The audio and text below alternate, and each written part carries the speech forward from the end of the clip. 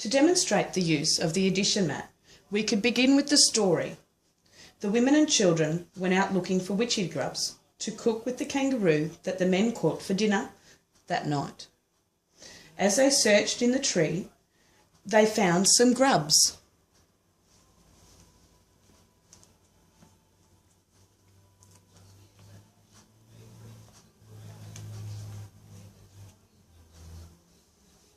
We can ask the children how many witchetty grubs are in this hole. How can we find that out? That's right, we can count them. So let's do that. Let's count them.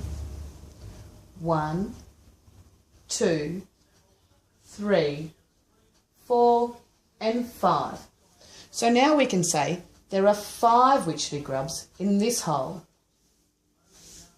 Then we can ask the children how many witchetty grubs are in the next hole.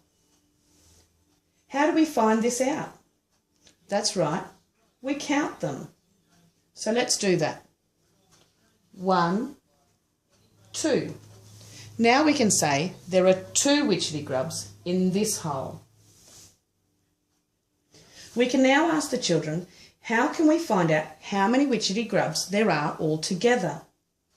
How are we able to do this? What if we were to put all the witchetty grubs into the empty hole and then we could count them all together? Let's try that. So place the 5 witchetty grubs from this hole.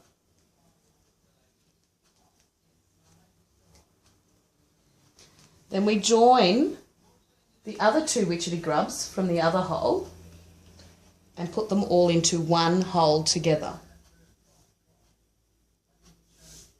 Now that they are all in one hole together, let's find out how many there are altogether.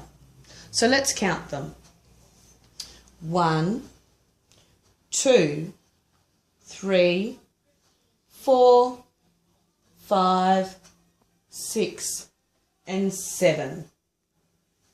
We can then state to the children that we have counted 7 witchetty grubs in this hole. So there are 7 witchetty grubs all together for their supper.